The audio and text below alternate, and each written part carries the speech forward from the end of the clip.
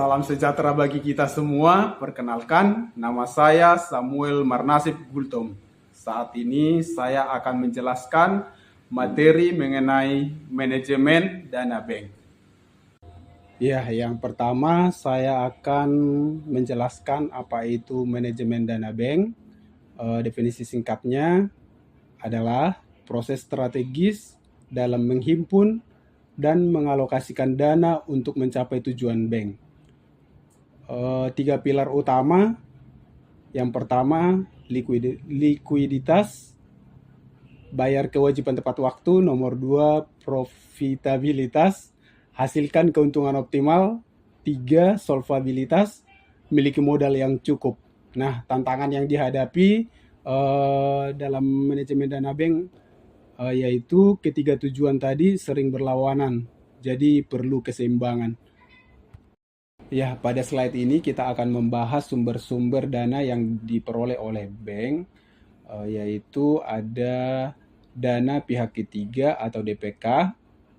DPK ini ada 3 bagian. Yang pertama giro, demand deposit, dana yang penarikannya dapat dilakukan setiap saat dengan menggunakan cek atau ballet giro. Biayanya pun sangat relatif rendah, namun likuiditasnya sangat tinggi. Kedua, tabungan atau saving deposit, simpanan yang penarikannya sesuai syarat tertentu dengan buku tabungan atau kartu ATM. Ini merupakan sumber dana yang retail dan stabil. Yang ketiga, deposit berjangka atau time deposit, di mana simpanan dengan jangka waktu tertentu, suku bunga lebih tinggi, dan penarikannya sebelum jatuh tempo dikenakan penalti.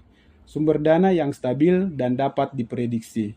Yang kedua, sumber dana bank itu berasal dari dana dari lembaga keuangan, yaitu pinjaman antar bank atau call money, pinjaman dari bank sentral berupa fasilitas likuiditas Bank Indonesia atau FLBI, dan pinjaman dari bank lain yaitu pinjaman subordinasi sindikat loan.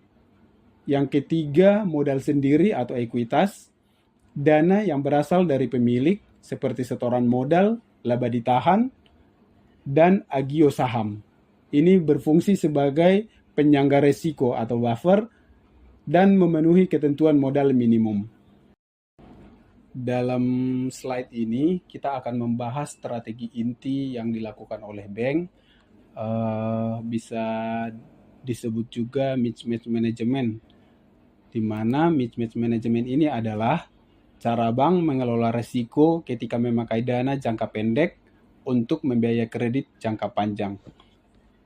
Ada 3 cara, yaitu yang pertama, tarik dana murah atau kasa, di mana giro dan tabungan disebut dana murah karena bunganya rendah, sehingga biaya dana bank sangat kecil, namun dananya relatif stabil dan bisa terus diputar. Yang kedua, salurkan ke aktiva produktif, di mana dana yang terkumpul tidak boleh menganggur, melainkan disalurkan ke aktiva produktif seperti kredit dan investasi. Yang ketiga, mengelola risiko dengan LDR. LDR ini loan to deposit ratio, mengukur seberapa besar dana pihak ketiga yang telah disalurkan menjadi kredit, yaitu kisaran 85-92% dianggap optimal karena menunjukkan dana produktif, tetapi bank masih punya likuiditas cadangan. Selanjutnya kita akan membahas risiko dan tantangan yang dihadapi manajemen dana bank. Yang pertama itu risiko likuiditas, dibagi 2 bagian. Yang pertama, bank run, di mana saat nasabah panik dan menarik dana secara massal secara bersamaan, bank bisa kolaps karena asetnya tidak liquid, di mana terkunci dalam kredit jangka panjang.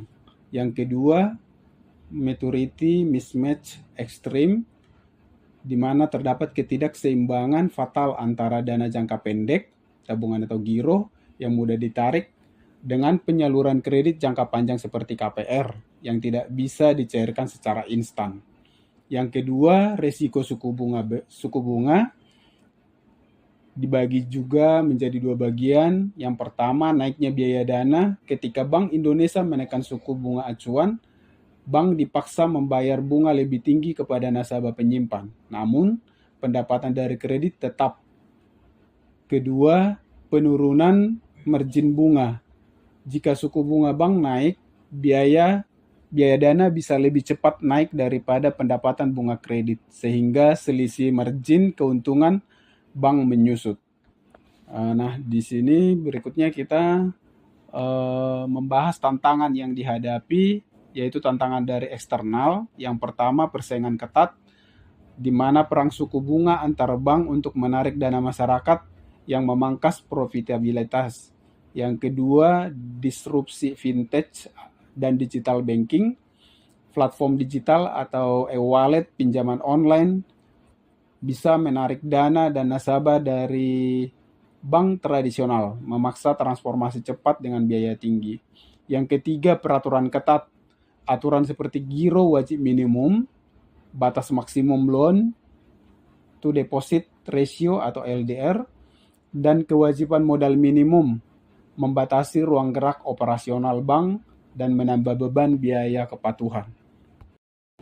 Dari penjelasan semuanya di atas, jadi dapat disimpulkan bahwa manajemen dana bank merupakan pilar yang fundamental dalam operasional perbankan yang menentukan kesehatan, kelangsungan hidup, dan profitabilitas bank.